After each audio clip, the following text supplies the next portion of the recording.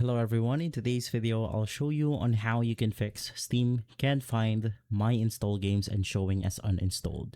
So first things first, you want to navigate through your library, and let's say that we want to go ahead and simply reinstall Upload Labs right here. Of course, in my case it's already fixed. So what you want to do is to simply navigate through Properties, click Installed Files, select Browse, and then from here, you actually want to navigate through the common on your Steam. This will open up all of the applications installed on our Steam.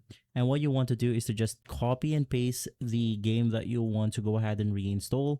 So let's go ahead and click copy. Let's paste it right here. You then want to delete the original file and then rename the copy to its original name.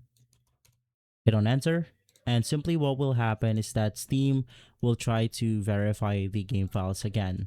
So what you want to do is to click play again, and then that will verify it.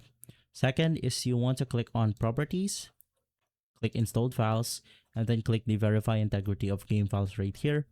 And lastly, if nothing works, you could just reinstall the game and you should be good to go. If this video has been helpful, leave a like, subscribe, and follow us for more videos like this. Thanks for watching.